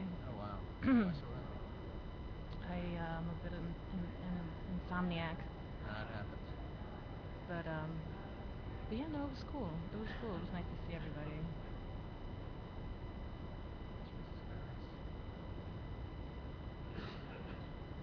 How involved are you in life? The last month I haven't been involved much, but I like to go to the Twitter parties as much as possible, and most of the stuff, like 90% of the stuff I tweet, I put the LATISM hashtag on it. Interesting. What's the Twitter party? Every Thursday night they discuss a different topic from like 8 to 10 officially, but then it usually goes on to like midnight. Um, yeah, just different, Latinos and social media. How can we, what are methods of doing effective campaigns? Education topics, everything. Neat. Yeah. Neat. Are, Neat. but are you ever on Latism or? Once in a blue moon, whenever I remember it, actually. It's kind of. But I don't tweet as much as I used to. That's cool. Yeah, you used to tweet a lot. Like you used to take the train, right? You were like always tweeting. Yeah, no, constantly. that was my tweet time, and then I guess it's fixed now. But my Twitter wasn't working for a while on my phone for some reason, and then it fixed itself. Apparently updates are good for your phone. But yeah. We should take live calls. All right, 312-890-3307 is the number. 312-890-3307. We're taking calls. Lines are now open. You're good at that. I'm talking to you. Have you ever been on? I'm gonna call you. Have you ever done one of the Radio Arte shows? No. Actually, you should. Funny story about that. When I was about 17, I wanted to be a part of Radio Arte because I thought it was what all the cool kids were doing, right? And then I went in for my interview and all this other stuff, and then the guy sat me down and he was like, well, you're not what we're looking for. We're looking for someone more athletic. No. Straight up, I was like, what? Oh my God! What did you say? What did you mean? What do you mean by that? No, I was kind of just really offended. I walked out. I was like, all right, well, thanks. And I left. Oh, it's so messed up. Yeah. Plus, it's radio, so what the? Exactly. I mean, you want me to have an accent? I can fake an accent. Hello, this is Claudio. We're talking about LATISM. Yeah. How about Vocalo? Vocalo, what about it? Have you ever been on the radio show? No. I mean, You should go represent Gozamos. Should. Right. I mean, they like, especially Fridays. You could drop in whenever, just give them a heads up. That, right? Well, people have no one's been doing it. Like except for pre-recorded stuff, we do monthly, but we need more folks going up there. Vocalo.org. Interesting. All his equipment. Yeah. Nice. He goes overboard, I think. And he sets it up like that.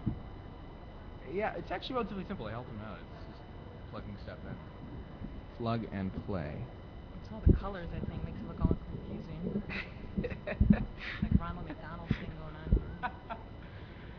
on. We're referring to these wires. One viewer. And I noticed you haven't called yet.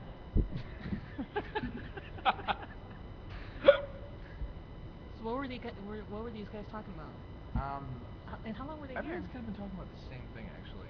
Just the use of social media and engaging the Latino community in a more effective manner, and trying to get more Latinos to use just digital tools and things like that. Because there's a digital divide out there, and it's a matter of class, it's a matter of race, it's a matter of access to technology.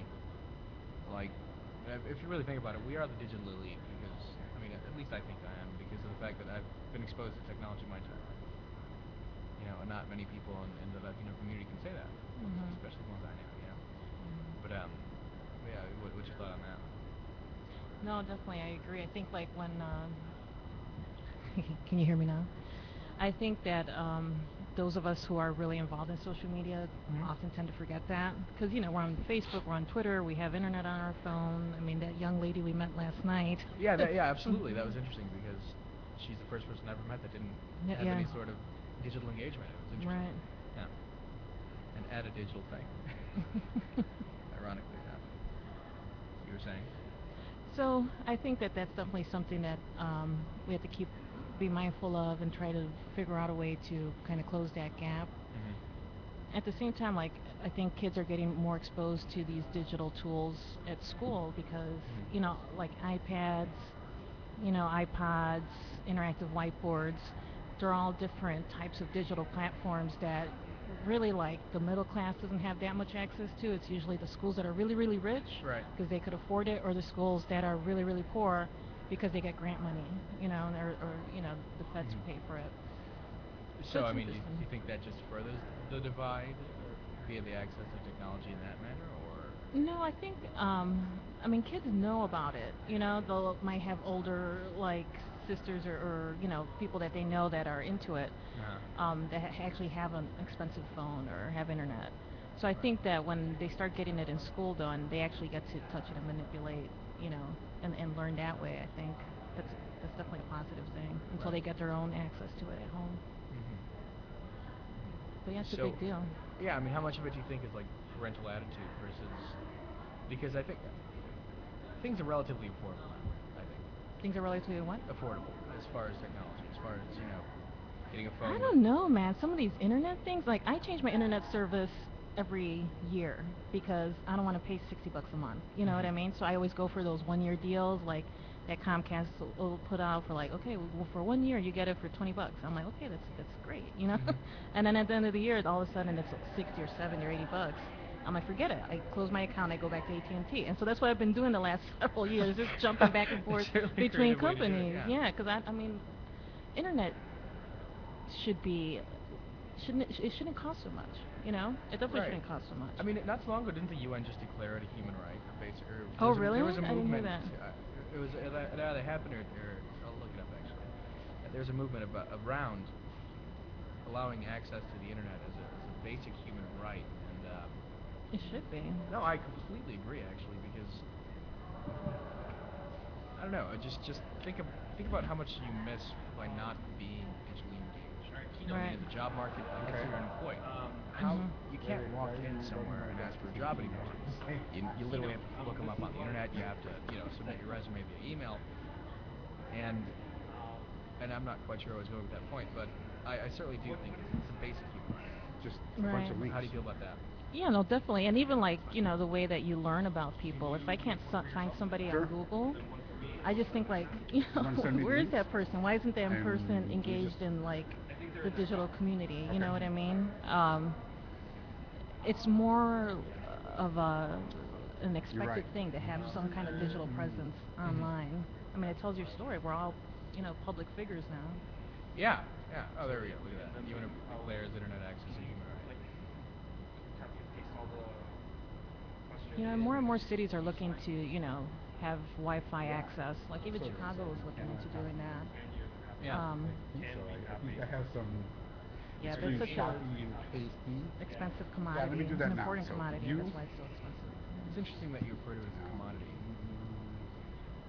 I mean, what do you think makes that distinction between a There's commodity three and of a us. tool or a luxury for that matter? So Well, it's a product people need. It's a product people. 4 and then 5. You said an opening slide, right? What? No, his mic is turned away. No one's listening to us except us. That's all right. We have one viewer, so we're trying to really? entertain Oh, them. right. Oh, look, we have someone else here with us. All right. Okay, Erica, hi. apparently. Nice to meet you too. Twitter handle? Oh, hell no. Oh, you're on Health. Yeah. Hear You're that? on Health. We asked for Twitter I feel handles. stupid when I introduce myself to people. Oh, hell Nice. no. No, it's okay. You're going to be on the mic. I am? Yes, Oh, you good. are. Oh yeah, you are. We're going live here. We got one Sweating. viewer It's just looking at pop. us, so Oh, okay. So be entertaining. I see. we're talking smack right now. Oh, really? About who? Mostly about join Abraham, in. As long as actually. it's not about our So we have Erica with us, who's goes by the Twitter handle Oh Hell's Nah. Hi. And Erica has what's the URL of your blog? ohhellsnot.com. Well, www.ohhellsnot.com. So how'd you come up with Oh Hell's Nah? It's a common saying where I'm from in Cicero, Illinois. So. Oh, you're Yeah. from the bustling metropolis. And you gotta jerk your neck back and forth too, like, or side to side. You gotta say, Take oh. off your rings and earrings. Yeah, and you put your hand up like this. Wait, demonstrate to the camera. Let's Oh, there's a oh my god. Shit. Sorry. Oh.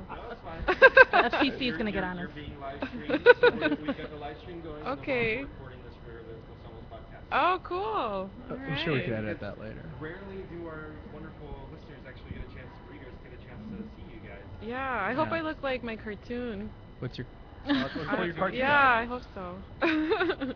So, what do you blog about, Erica? A lot of women's issues. For Gozamos, mostly I've been writing about food, because I'm pretty obsessed with food, unfortunately. I'm like always thinking about it. My mom calls me a comelona because I'm always eating. And so food, women's issues, I have posts about immigration, a lot of personal posts. People seem to dig that, about my family and things like that. So yeah, it's been fun. I write for News Taco as well. So Oh, okay. Oh, yeah, great. they're pretty great. Yeah, Mhm. yeah. And do you want to share one of your most recent blog posts that you've written? Like, what's the last thing you wrote? In 140 The words. last one was pretty, huh? In 140 characters. Oh dear. The last one was pretty absurd. It was one of my wackier pieces. I would say I went off on a rant, which is always kind of fun. It was about questioning our government or our culture and things like that. When you question things, a lot of people seem to think that you're some sort of conspiracy theorist. And to me, they're just like fundamental rights, that I'm talking about. But somehow people seem to think that you're just kind of crazy and will call you a communist and all sorts of stuff. If you question corporate greed, then people think you're just some lazy communist radical, And it's like it's so overt, I don't even know how that is even radical, just to call that out. Wait. So. It was about that, just calling stuff out and people thinking you're crazy. I guess that's the gist. So, have you been a rebel since high school, growing up? Yeah. What was it like growing up in Cicero? I'm actually it was from hard. Berlin. Oh, so really? Yeah. Yeah, it was really hard because I was like the weird goth girl who shaved her head and wore fishnets, and I was that girl, Hey, so was I. Oh, were you? So it was difficult, just being kind of like an outsider always, in my culture and high school and everyday life. It's I don't know, but that's just how I've always been, so I guess I can't really complain, right? But yeah, I was a weird one in high school. And how'd you get started in blogging? Well, my brother started, and he actually wrote something for Gozamos as well, El Guapo. Oh, your Yeah, brother is that's Omar? my brother. Yeah, Oh, yeah. Yeah. He's written a couple things. I've Yeah, talked to so, him. He's great. He is so funny. He's I funny. love This his- last one cracked me up so hard. He wrote one for News Taco about Univision is cutting their budget by eliminating their boobs Yeah. budget, and so it was really funny. You should check that one out. But yeah, so my brother started doing it, and I've always been a writer ever since I was very young, and so that gave me the idea, and also because I dislike my job so much that I was like, I need an outlet, so that's how I did it. But originally, I'm a poet. Always, I'm a poet, first. So. Well, that's Yeah. awesome. Congrats. Well, we've got a pretty amazing and special guest here. Anna, how are you? You are the founder, visionary, head honcho person, Crazy. all kinds crazy person behind LATISM. Thank so you. Thank you so for much inviting for me stopping here. by to our table. So, the conference, how's it been? What are your impressions so far? What are Wow. the good things going on? It's been amazing. I'm so impressed by the line of speakers, huge talents we've had here, sharing their knowledge, sharing their experiences. Really amazing, and the people have been great, very receptive, sharing their network and their connections and everything. So I'm so happy. So far, so good. So we've got lunch planned right now. We had a wonderful gala yesterday with Toyota and Dolores Huerta. Most importantly, oh my gosh, that was so amazing. Wasn't it? Everybody just teared up in I so many know. different ways. I It was screamed a great. little. I was like, oh my god, I can't believe it. That's so cool. So talk to us about the process of putting together a conference, because as the saying goes, it started with a tweet and then the hashtag, and all of a sudden we're all here, 500 people in the room. That's right. Well, the process is very simple. You don't sleep. That's it. But it all started with a tweet, and that tweet has become a movement, and a movement of voices that before were voiceless or were weak. So now with LATISM is this voice that is empowering each other. So that's the beauty, I think, of this conference. That it's really the I would say I don't know how to say it in English, but No, Spanish is good too. there you go. So el epicentro, the epicenter, Yeah. I guess, yes, the epicenter of those voices that are constantly going on Twitter, on Facebook, on the blogs. There isn't a second that goes by without a voice on social media, without a Latino voice in social media. Most And the definitely. beauty of it is, like Pelosi, instead of writing Hispanic or Latino, she writes Latism when she wants to say something to the Latino community. Wonderful. So it's obvious that the conversation is going around Latism. I sometimes disappear for a week, but Latism goes. So it's way bigger than me, and I'm so happy about that because I'm this big, but and that crazy. But that's the beauty. It's now a movement that it has its own body, its own voice, and really that has its own leaders. So many people know you because of Latism, but tell us about how you got started in technology. You started out as an engineer.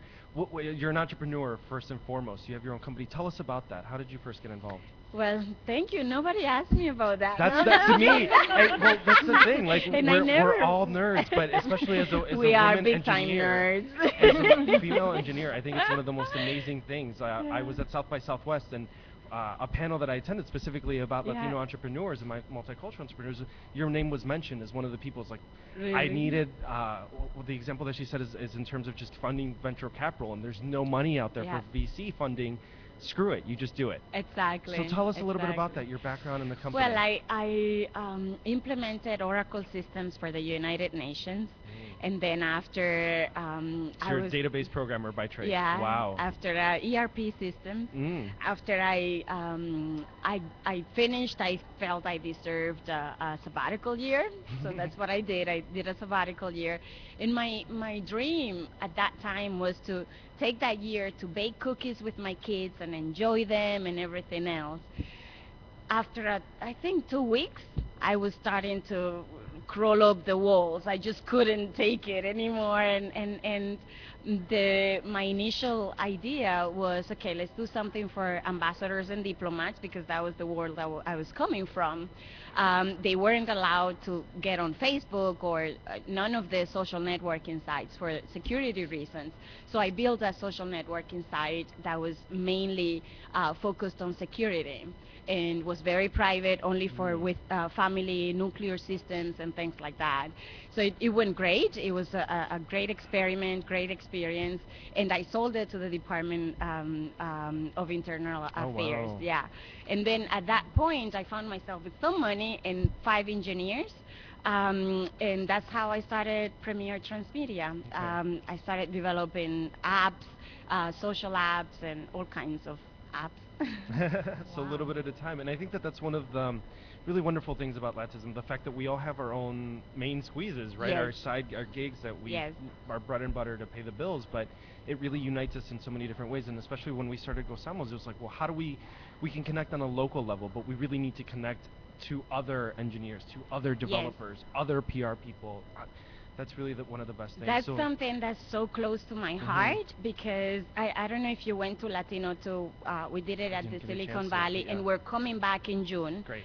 But this study just came out where venture capital money, 70% of it is going to Anglos. 70% of all the capital money is going to Anglos. Then you have something like a 25%, no, even more, like a 26% going to Asians, Asian Americans. Then something as low as 3% going to African Americans, and like a 1.5% going to Latinos. Oh, wow. So we have to do something Yes. about it. And it's not that we're not out there. And of course, my immediate reaction, I have a lot of clients who are venture capitalists, and our role for them is to validate the technology before they make the investment. So my initial reaction was to call all these guys and be like, "You're not funding my people, what the hell?" So they were like, "Oh, Anna, they don't apply."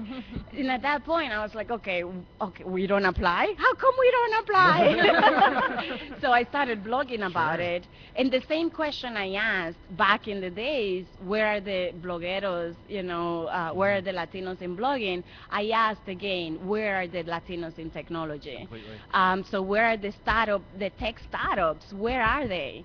And they're coming. So we did Latino 2, and we had some investors, small investments, but they came, and we had prizes. So the first prize was something like $20,000 Wonderful. for the best pitch, and then we went down from there.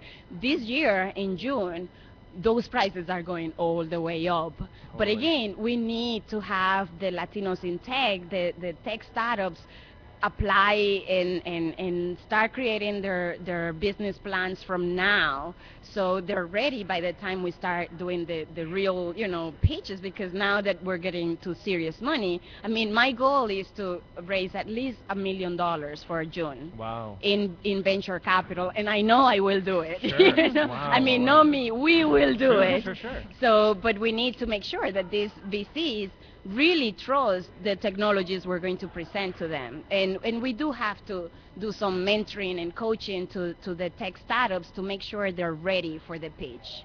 No, most definitely. And thank you so much. I know you've got so much on your plate right now, but I Thank you. appreciate the time. It's just wonderful, everything that you're doing. Thank you so much. More And education, Abraham, more thank you engineers. so much No, for no, thank everything you. you did at the conference. I mean, live stream, thanks to Abraham.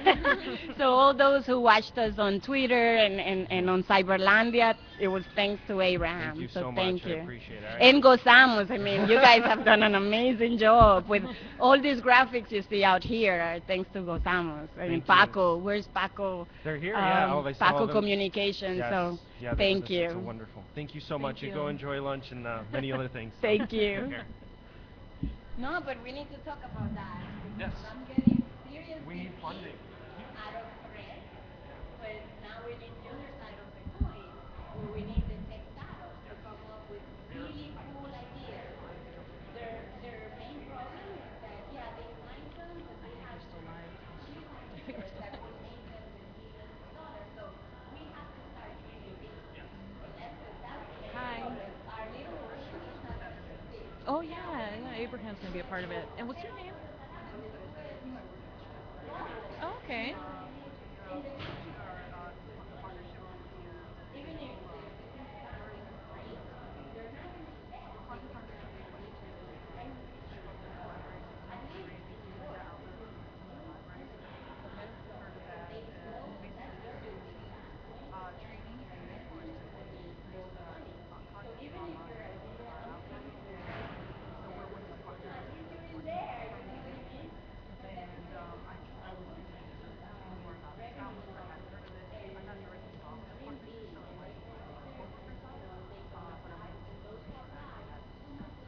Sure, sure, definitely. We're an online lifestyle and culture magazine aimed at Latinos in Chicago, but really, everybody from all over Chicago. And then we have fans from, Chile, Latin America, Europe. So, Gozamos. and, Abraham